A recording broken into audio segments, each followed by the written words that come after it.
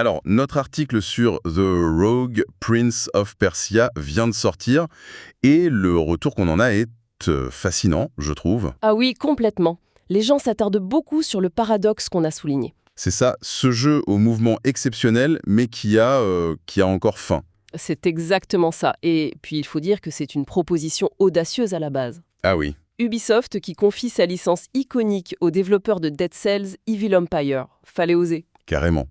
Et tout l'objectif de notre analyse, c'était de voir si ce mariage entre le prince acrobate et la structure très exigeante du roguelite, si ça fonctionnait vraiment. On a résumé notre pensée en 3 points clés dans l'article. Le premier et le plus important, c'est le système de parcours. Ah, le parcours. Surtout la course murale. C'est une réussite absolue, c'est grisant. Ce qui est brillant ici, et c'est un point qu'on a voulu vraiment détailler, c'est l'utilisation de l'arrière-plan Oui, pour la course murale en 2D.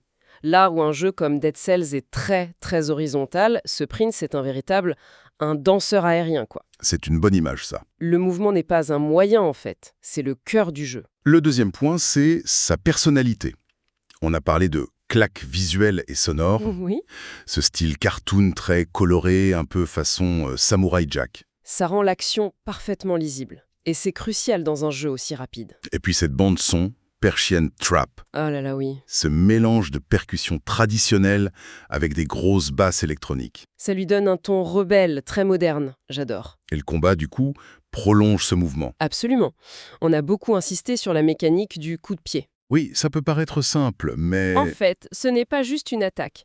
C'est un outil pour jouer avec l'environnement. Tu peux pousser un ennemi dans un piège sur ses alliés, c'est extrêmement jouissif.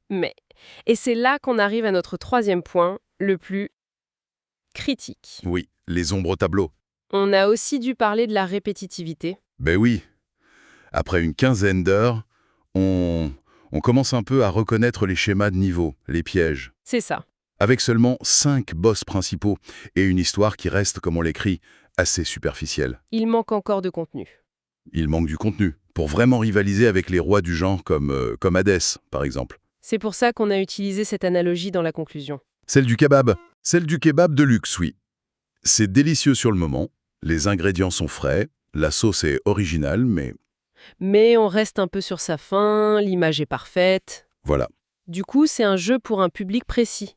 Et ça, on a voulu être très clair là-dessus.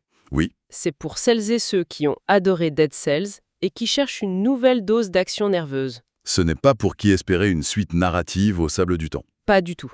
Le squelette du jeu est excellent, mais il lui manque encore un peu de chair. Absolument.